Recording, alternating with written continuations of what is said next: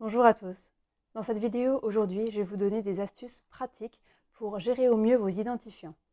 Quand je parle d'identifiants, je parle des comptes que l'on crée pour des fournisseurs, des sites internet, diverses entités en fait, pour lesquelles on doit se rappeler des fois d'un identifiant, d'un numéro client, d'une adresse mail, d'un mot de passe bien sûr, et qui devient très compliqué à mémoriser.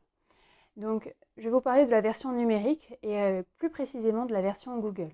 Pour ceux qui utilisent Google Chrome ou un autre moteur de recherche, vous pouvez quand même aller sur Google.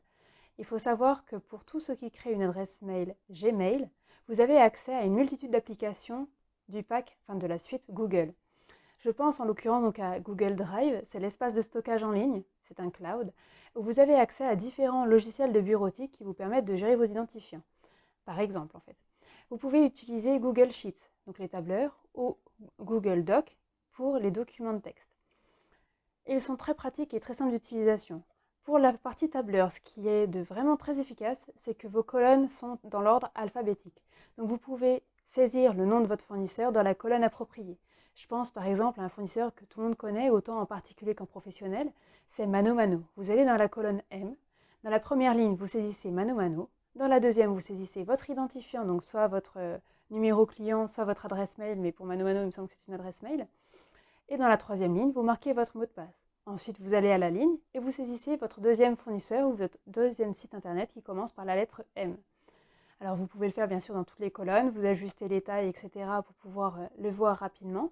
L'avantage d'utiliser par exemple le tableur ou un document de texte que vous pourriez présenter de la même façon, c'est que lorsque votre document est rempli, que vous avez des vingtaines, voire des centaines d'identifiants, vous avez juste à rechercher un terme pour retrouver le site internet. C'est-à-dire que par exemple, vous appuyez sur les touches CTRL et F de votre clavier, une fenêtre s'ouvre pour vous demander quel mot-clé vous voulez chercher, et vous tapez par exemple Mano pour ManoMano. Il vous emmènera directement sur la zone du document qui contient vos identifiants ou qui contient déjà le nom de ce site. Je vous parle de ManoMano aussi pour une chose, c'est que par exemple ce site, on ne se souvient plus par exemple si on a mis un trait d'union, un espace, si tout est collé. Donc juste en tapant les 4 premières lettres, la recherche vous retrouvera facilement votre identifiant. Alors peut-être que certains y arrivent très bien, mais il me semble qu'avec toute la codification que nous avons maintenant, les majuscules, les minuscules, les caractères spéciaux, le nombre de caractères aussi à avoir pour un mot de passe, ça devient très complexe de se rappeler de tout. Et quand on veut gagner du temps, plutôt que de cliquer sur régénérer mot de passe ou mot de passe oublié, et de recevoir un mail, et de devoir ressaisir, et de devoir revalider, et de se reconnecter, là ça prend du temps rien que quand je le dis, mais quand on le fait, ça prend au moins 1 à 5 minutes selon la puissance de la boîte mail pour recevoir le mail et l'interface du site internet comme il réagit.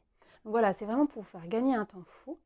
Bien sûr, évitez de donner ces accès à n'importe qui. Par exemple, pour votre espace de stockage en ligne, évitez de donner accès à quelqu'un qui pourrait malencontreusement supprimer un document ou une donnée, ou en tout cas la modifier, et qu'après vous soyez un peu coincé. Il faut savoir aussi qu'avec Google, il y a une extension qui vous permet d'enregistrer vos mots de passe, votre carte bancaire aussi.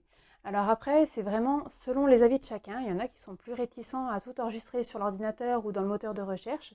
J'en fais partie.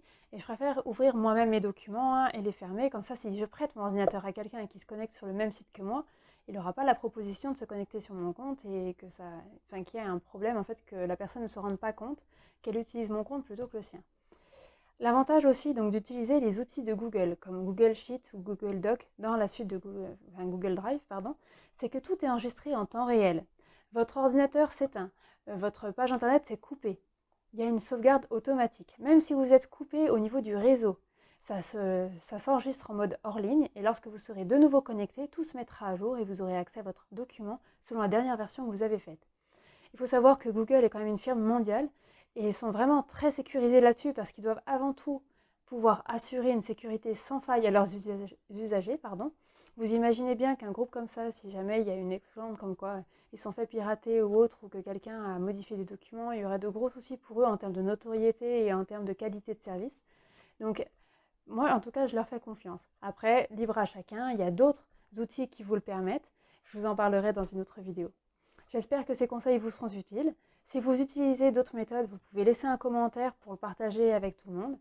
Je vous souhaite une agréable journée et prenez soin de vous surtout.